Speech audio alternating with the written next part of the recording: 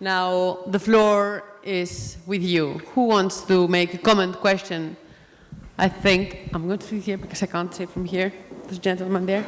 Can you please say your name and affiliation when you put your question or comment, please?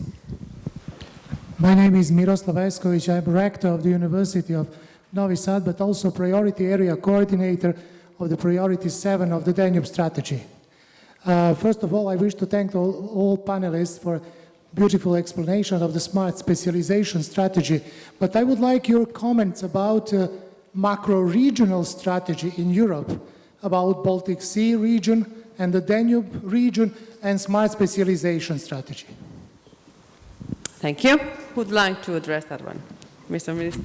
Yeah, very interesting. We can have another 2 days for debate. Okay, to be serious. What happens? You know, in regional policy, I studied social geography, so I know that you can always debate about where is the region ending and where should the border be. This is a never-ending debate. So personally, in the future we need more, as we saw on the pictures, more a functional approach. You have a region in which you do your activities, and sometimes university is another functional region than you have probably in a geographical area in a province like it is in legal terms. So, if you see new things, for instance, Baltic Sea, this was totally polluted. It was a mess, a big, big mess in the Baltic Sea. Hardly any fish to be found. And this was a special problem with the Russian also in the group. So they made, and they already had a council of ministers in the Baltic area. So there was a kind of a start somewhere.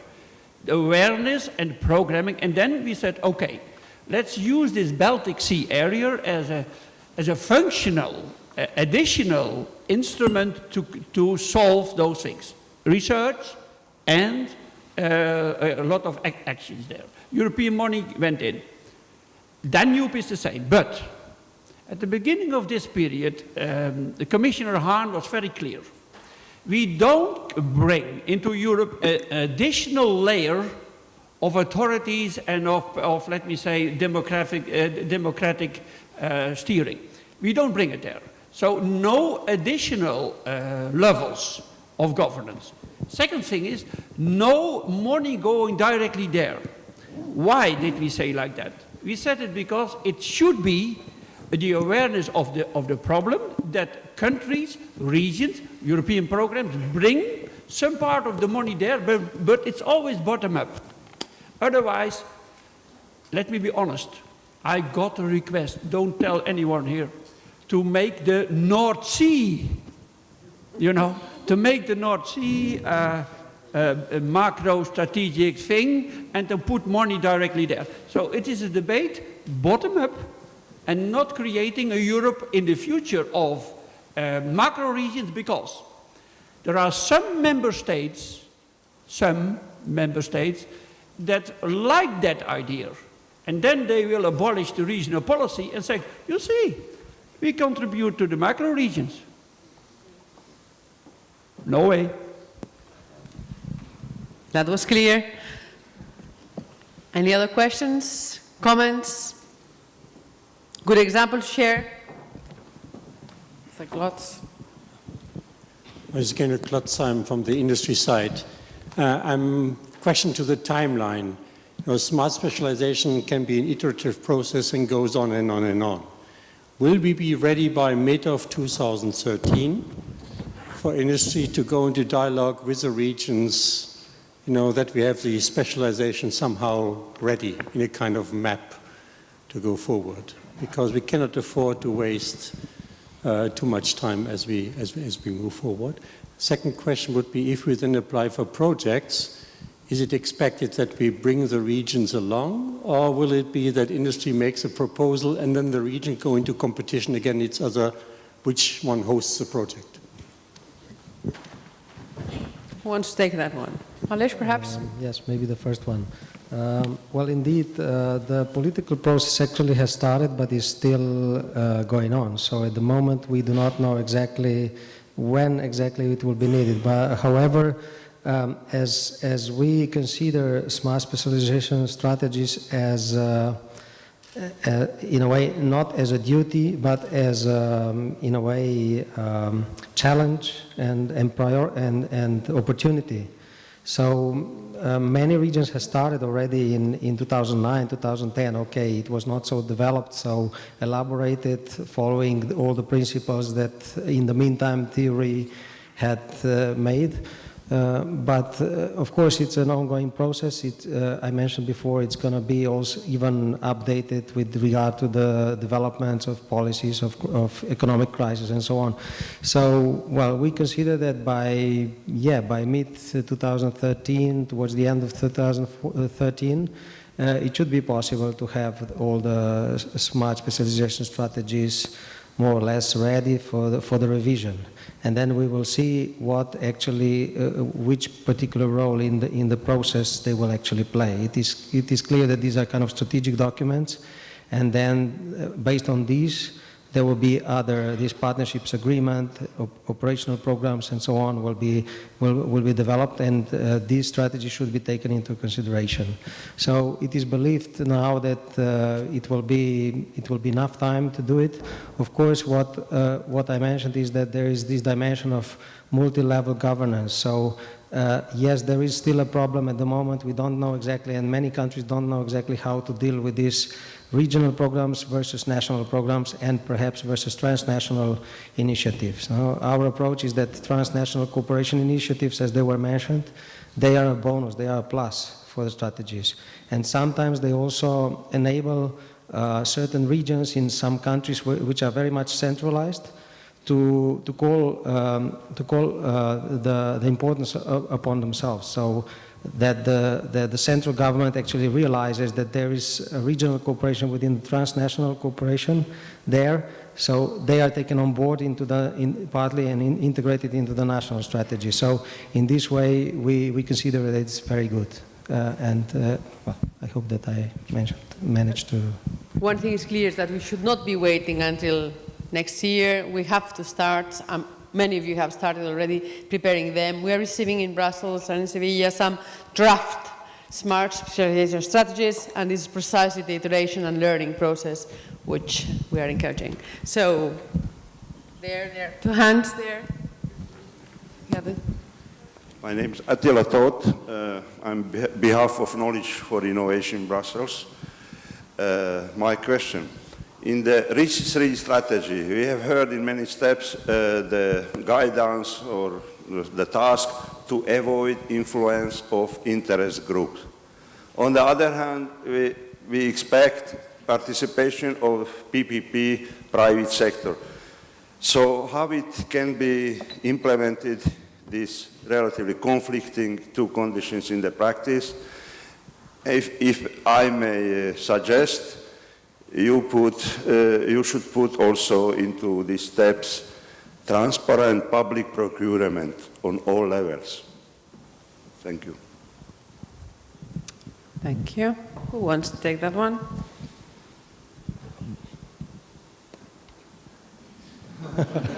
It was a comment more than a question. Yeah, well, the jersey again. You're provoking them. Okay, the jersey. Yeah. Well, I fully agree on your point. I mean, it is a part of the process, and also it's an important part that you mentioned. Of course, we will integrate it, and the thing is also that this involving all the stakeholders is the toughest part of the whole development, because you know, we have for now trying to assess some regions, and we were asked to help them and so on to overcome the problems of the strategy, the smart strategies that we have seen. Practically all of them had a problem of prioritization. So there was this process, they didn't manage to come to an end because of the pressures of different groups.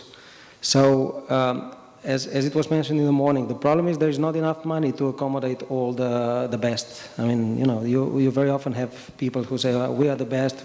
So it's a very difficult process, and the only way to overcome is to actually involve all the society, all the stakeholders in it, and make basis on entrepreneurial discovery. So that way you actually see what is surfacing, what is actually displaying potential, and leave one part also for certain experimentation, because you cannot only build on the ones that are very strong now.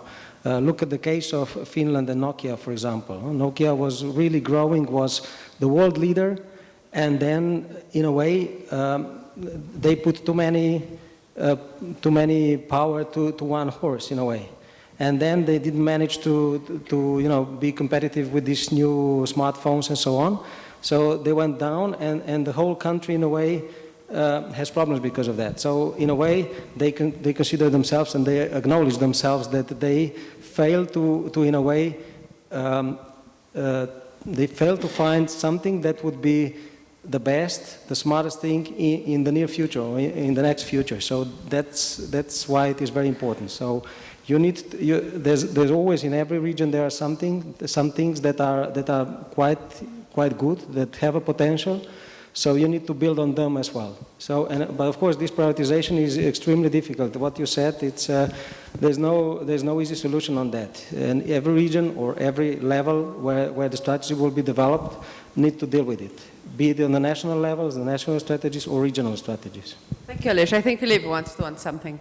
Yes, I think it's a little bit starting from Attila Toth's comment about transparency, and wanted also to tell you why I am interested by the process of smart specialization strategies development. More than, of course, I will be interested by the mechanics as well, but I think the process is very healthy.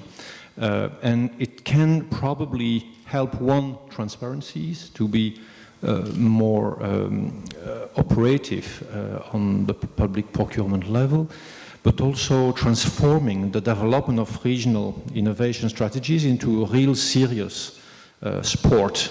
I always remember I was shocked I had to assess regional innovation strategies in a medium-sized region of a big country of the Union. And I had two questions. One, how your strategy was backed up. And I was interviewing the president of the region. He said, I had a vision. It's very good to have a vision. No, I had a vision. I wake up in the morning and I had the vision that I had to re-merge those agencies and set up the system. Okay, Mr. President, this is not a strategy. This is just a mechanical rearrangement. Oh yes, but okay. Anyway, it's my vision. And just to reemploy. Okay, thank you. Second question. How have you made sure the private sector have been involved in the mechanics and the process? My head of cabinet had a lunch with the vice president of the chamber last week. We had 2 hours discussion, so we have understood everything about the needs of the SMEs of my region. Oh, okay, thank you very much. Well, of course, it's a caricature, but let's be honest. In most of the processes of consultation in the development and the design of innovation strategies of the various territories, I think there is a statistical problem in the way the private sector is questioned. It is questioned through lobbies. Okay, that's fine. Corporations are protected by their association. That's not exactly the same thing. So you need to be serious in integrating the opinion of the very fine-tuned opinion of the landscape of end users. By the way, this is why all this is set up, isn't it? Not just for us in closed circles. This is made to enable businesses to grow faster, quicker, and in such a way they create jobs and wealth. So why are we, Commission, Member States, regional authorities, local authorities, governmental agencies, still doing the minimum in really trying to understand? And despite of the efforts of a lot of stakeholders, a lot of statements made by the Commission itself, by the Parliament, it's not serious enough. So I know this is very difficult because the universe is fragmented. We have the users are different. It's complex, but we have to statistically. It's only the statistical law. We are all policies. Never forget about this. All what we do, the only real law that at the end is unbeatable is the statistical law. So if your strategy development is not based on enough inputs from individual particles, there is a high probability that the strategy will not be adequate for the universe you are working for. So just. Thank you, Philippe. I will not pretend to overcome this statistical shortcoming by asking to the floor, is there a businessman, a businesswoman in the room who would like to share with us experience, comment, criticism? There are no comments or no businessman or businesswoman in the room? Yes? Are you a businessman? Yes? Good. Is there another one in the room? You had already your chance. My name is Marcin Szymanski. I actually run a cluster now, but I used to run a high-tech business in medical diagnostics. And I think that two problems is in creating the vision of smart specialization, which is the right vision and a good vision. But I have a feeling like in Europe, we tend to over-regulate things at every level. Too much. And from the entrepreneur point of view, this creates many barriers that actually doesn't allow us to run and makes us walk all the time and stop. And this is a serious problem. And the other serious problem is there is not enough risk tolerance. There is too many consequences for failing, for not following a certain predetermined path to where you want to go. And that also is a serious barrier. So those two things on the operational level should be considered in order to make a smart specialization strategy more entrepreneur friendly. Thank you. So too much regulation, too much risk averse. Who wants to comment on that? Yes, I think that the actual crisis in the economy shows that we need these entrepreneurs anyway. Also SMEs, new startups, like the possibilities to incubators. You know, these things are necessary. But yeah, there has to be a debate about how to give companies the possibility in these strategies. We don't start from scratch. The most regions, the most countries have already some views, but it should be more aligned between the research part and the production side. You know, it was very often that some ministries are very deep at the national state in the strategy to develop the science. And there is totally another Ministry of Economic Affairs who is doing this business development and support. At least via the smart specialization, we might get a more aligned step. So that's the positive thing. The second thing is, yes, trying to be a more business friendly environment. Yeah, there can be in trust in ways that our finances are brought to companies like we do now. We should not have so many audits after that we decided to start with a project. We can have easier criteria how to judge a project. We can have more support for those who work from the entrepreneurs to come into these kind of projects. One-stop shop idea. So, but in fact, you're totally right. Beyond this, there should be a more vivid possibilities for people to start in business. And we have still quite a different system than we have in the United States, where you fail and start tomorrow. This is something we have to overcome, and the European Commission came up with a lot of proposals for venture capital like that. But this is really a problem I can solve. from now. Thank you very much. There's a lady there asking for the floor. Thank you. Hello. I'm involved in regional development in Belgium and Flanders. And for the last 3 years in our region... Can you identify yourself, yes, please? I am Brigitte Smessart, and I work in West Flanders. And for the last 3 years, we've been very much actively involved in developing a regional strategy for the region. We have done so. We recovered many European funding through all the different programs, 7th Framework, Interreg, you name it.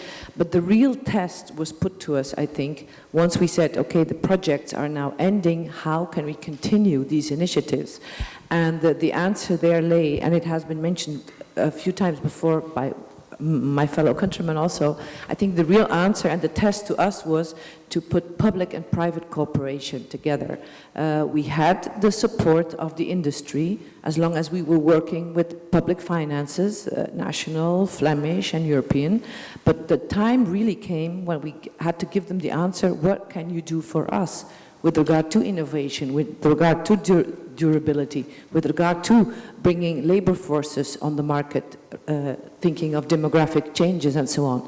And when we tried to give answers to those questions, that was a moment when they said, we will also finance these initiatives. So I think the answer for the future really lays in really reinforcing public and private cooperation. Indeed. Thank you very much. Unless there is another urgent question from the floor. If not, perhaps our rapporteur can sum up in one sentence. Tomorrow will be a little bit more. Colombe. Yes, maybe in one sentence. To this question, can the European policies be tailored to meet the regional innovative specificities? I think I heard from all the panelists here present a strong yes, coming both from the political, institutional, regional or business angle. And maybe to summarize some strong keywords that also I heard and that will be discussed, of course, tomorrow at the wrap-up session.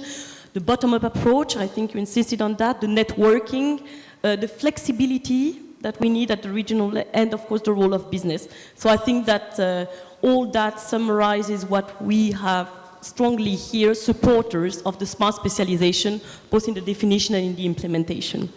Thank you very much, Colombe. Thank you very much to our speakers, to our rapporteur, to all of you. And so I think we have now a coffee break, if I am right, until 4. So thank you to all and enjoy your coffee break.